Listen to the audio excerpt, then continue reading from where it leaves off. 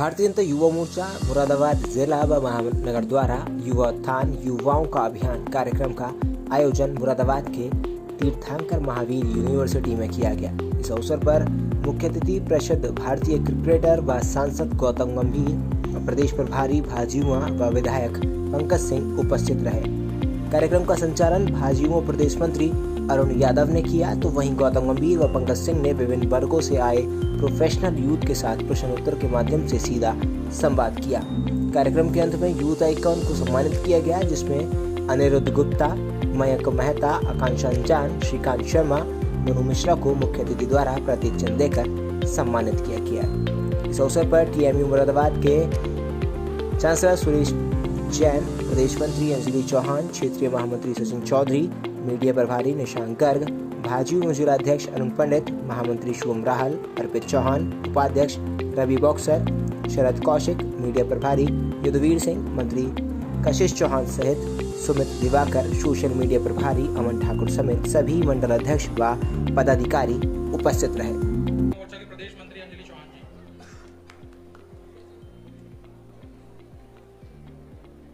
Sachin ji, Venus जी, निशांत गर्ग जी, भारतीय जनता युवा मोर्चा के सभी जो प्रदेश और क्षेत्र के पदाधिकारी हैं, सभी से मेरे सुरक्षित रहता है तो वो देश का निर्माण सिर्फ वहां के नेता या सिर्फ पॉलिटिशियंस या वहां की सरकार या वहां को रूल करने वाले या सत्ता में बैठे हुए शासक सिर्फ वही उसको नहीं बनाते हैं, बल्कि उसको बनाते हैं तो वहां की संस्कृति, वहां की परंपराएं, वहां के हमारी जो आध्यात्मिक ताकत है, वहां की स्टूडेंट्स, वहां का यूथ, वहां के किसान, वहां की बहनें, माताएं, किसान, ये सब मिलकर फिर उस देश का निर्माण करते हैं। और हमारे यहाँ तो हमारे पास तो एक बहुत बड़ा पर्पस, जो कई बार हमारे यहाँ तो ये जो है ना, डाइवर्सिटी को हम लोग यूनिटी में भी हम लोग डाइवर्सिटी को देखते हैं, तो उसके पीछे जो पर्पस है और सबको जो भी हमारे जो प्रोफेशनल्स हैं सभी को अलग अलग क्षेत्र में अलग अलग क्षेत्रों में काम आप करेंगे, लेकिन सबको जोड़ने का काम कोई एक सूत्र अगर करता है तो फिर वो हमारे देश, हमारी भारत माता और हमारा देश बनाने का जो संकल्प होता है वो हम सब लोगों को जोड़ के रखता है। और इसीलिए मैं बहुत लंबी में कोई बातचीत में भाषण में देने के लिए यहाँ नहीं खड़ा हूँ। अभी गौतम गंभीर जी बोलेंगे और उनकी इच्छा है कि आप लोग वो बोलने के बजाय आप सब लोग उनसे इंटरैक्ट करें, सवाल हो आप लोगों के तो वो सवाल उनसे करें, उसका वो जवाब देंगे। मुझे लगता है कि वो ज्यादा अच्छा होगा भी।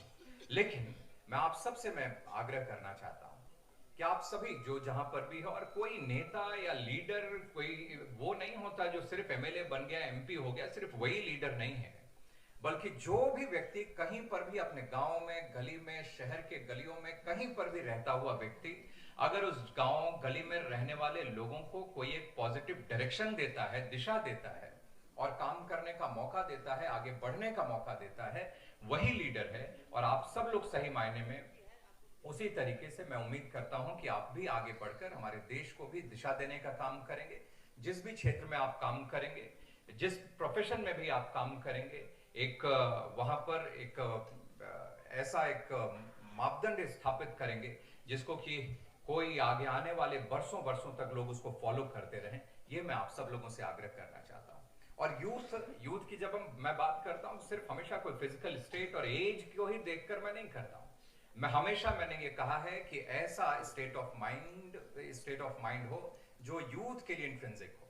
ऐसे यूथ के लिए मैं हमेशा बात करता हूं जो हमेशा करेज को इंपॉर्टेंस देता हो, जो हमेशा डिवीजन के ऊपर इंक्लूजन को महत्व देता हो। ऐसा स्टेट ऑफ माइंड जो हमेशा हेट्रेड के ऊपर प्यार, लव को एक दूसरे के प्रति एक अच्छा भाव हो, एक उसको महत्व देता हो।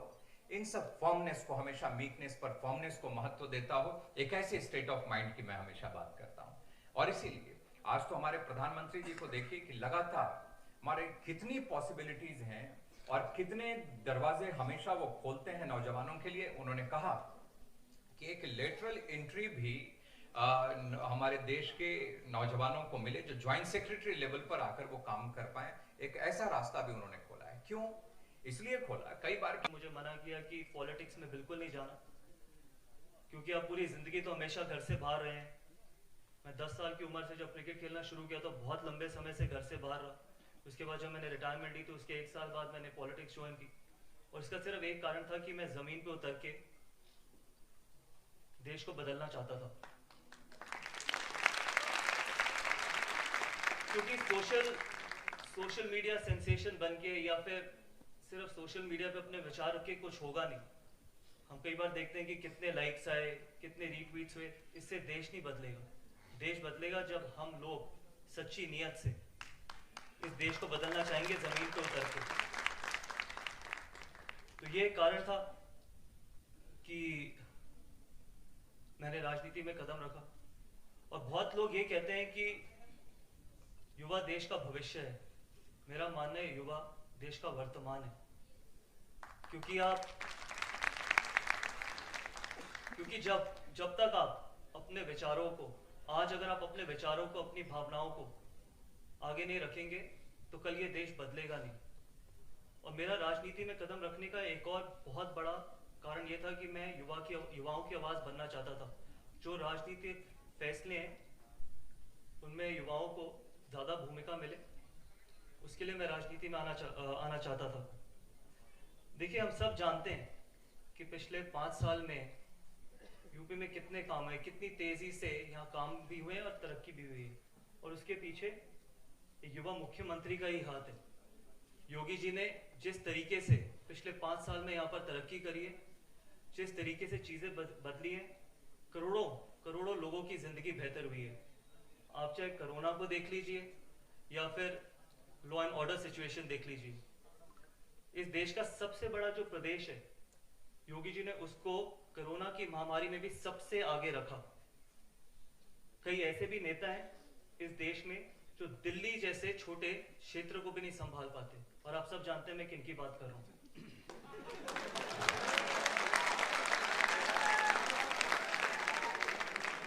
अगर हम पिछले 5 साल की बात करें तो चाहे आप जेवर एयरपोर्ट देख लीजिए, चाहे आप 17 करोड़ वैक्सीनेशन देख लीजिए, चाहे आप मॉडर्न रेल जो अब यूपी में, मेट्रो रेल जो यूपी में शुरू होने जा रही है, 30 मेडिकल कॉलेज, अगर आप इसको एक छोटे से दिल्ली से कंपेयर करेंगे तो पिछले 6 साल में दिल्ली में ना एक हॉस्पिटल, ना एक कॉलेज, ना एक यूनिवर्सिटी, ना एक जन रसोई। और वैक्सीनेशन पे राजनीति, तो आप सोच सकते हैं कि उत्तर प्रदेश ने कितनी प्रगति करी है और दिल्ली कहाँ रह गई है। और मेरा तो उत्तर प्रदेश से वैसे भी बहुत करीबी नाता है, क्योंकि जो मेरी कॉन्स्टिट्यूएंसी जहाँ खत्म होती है वहीं से नोएडा शुरू होता है एक तरफ से गाजियाबाद शुरू होता है। तो जब हम यूपी को देखते हैं तो कई बार हमारे को ऐसे ही लगता है कि काश ऐसे मुख्यमंत्री दिल्ली में भी होते, तो शायद आज बच्चों को घर पे बैठ के, कि आज 2 साल से बच्चे, मेरे 7 साल